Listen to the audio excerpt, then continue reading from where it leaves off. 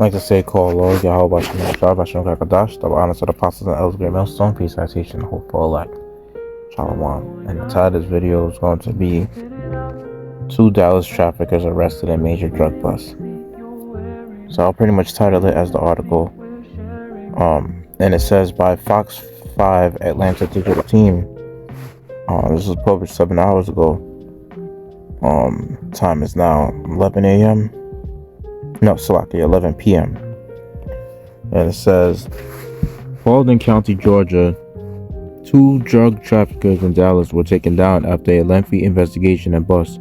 Paulding and Haralson County officials made up the drug task force that made the arrest. The task force obtained a search warrant for homes at 54 Atlanta Court and 106 Collins Run Lane.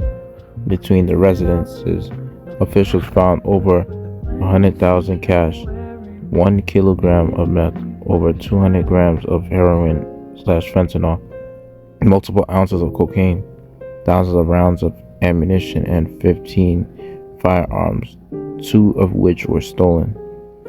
Aaron Ryan Jones and Sherrod Montrez Birdsong were taken into custody.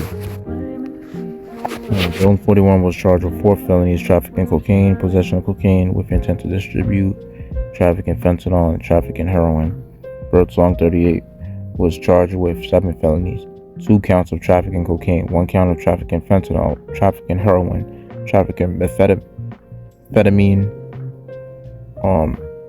distribution/sale of cocaine, possession of cocaine, and distribution/sale of heroin.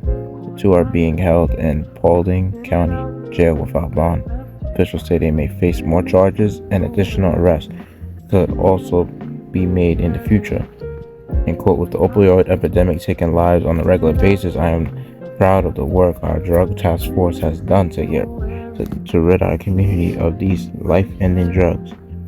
Sheriff Gary Gullidge said our partnership with the Georgia Bureau Investigation, who oversees the Haralson Paulding Drugs Task Force, has always been proven to help our community a safe place to live. So, seems like that's it on that. But without further ado, I'd like to bring out some scriptures, and Lord willing, make this lesson edifying.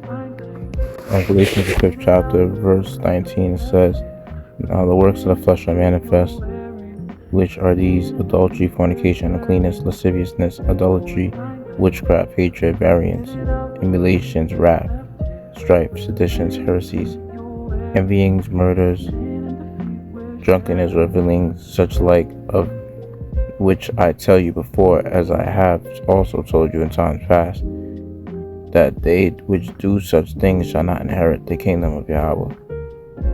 And pretty much like one part of like witchcraft would be like being a sorcerer, which is someone who pretty much sells hardcore mind-altering drugs that impairs your senses and causes you to go as far as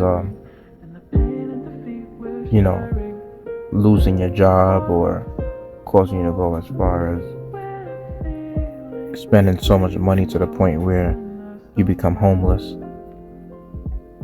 And that's some heavy witchcraft, getting into selling things such as like heroin or cocaine or methamphetamine. That's some really heavy witchcraft. Now I see those guys deserve to be behind bars for what they've done. And there's a judgment on things that's supposed to happen to a witch, in the scriptures. In Deuteronomy chapter 18 verse 10 says, There shall not be found among you anyone that maketh his son or his daughter to pass through the fire, or that useth divination, or an observer of times, or an enchanter, or a witch. And that's what the Most High mentioned. And he said as well in verse 11, or a charmer, or a consultant with familiar spirits, or a wizard, or a necromancer, for all that do these things are an abomination to the Lord. Because of these abominations the Lord thy God doth drive them out from before thee. Exactly. That's the reason why he don't deal with the heathen nations, because they get into things like this. And seeing that our people, which are 2/3, going as far as trying to emulate these other nations, like trying to go as far as selling, drugs around the neighborhood, or doing what they see the so-called white man getting away with and these other nations getting away with doing. There's a reason why they get a pass on doing certain things. The Lord is not dealing with them. That's one. And two, they're not under the curses like how we are, which are you Jakes, you so-called blacks, Hispanics, and Native Americans. In Exodus chapter 22, verse 18 says, this will be the last precept. It says, "Thou shalt not suffer a witch to live." Exactly. So that right there already shows you, you shouldn't really suffer to have a witch to be alive. And they're behind bars suffering, but when it's coming to the scriptures, they'll be put to death. If it was the ancient times and they going as far as doing something like that, and most likely they were doing some wickedness. And in Proverbs chapter 6, it tells you, I believe it's chapter 6, or if I'm not mistaken, or maybe chapter 3, but it says something on one of the last verses will say, like, to not envy your oppressors and choose none of their ways. And you see, that's one of the ways of Esau, is to do what he pushes out in so-called black culture, where he will go as far as showing, these Hollywood movies and other films. When you see in Jake's community, like Jake over here diving into being a sorcerer in the neighborhood, like your local drug dealers selling you all type of narcotics that are illegal, and pretty much having their clients going as far as buying those narcotics for the purpose of, getting high, things of that nature. And that's just straight up wickedness.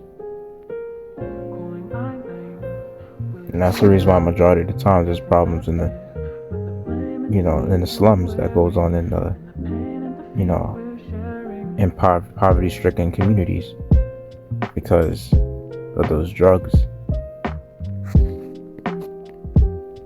And a lot of times when it's coming to people that do crimes, I wouldn't be surprised if the reason why they do crimes because they do it so they could go as far as gaining access to getting more drugs.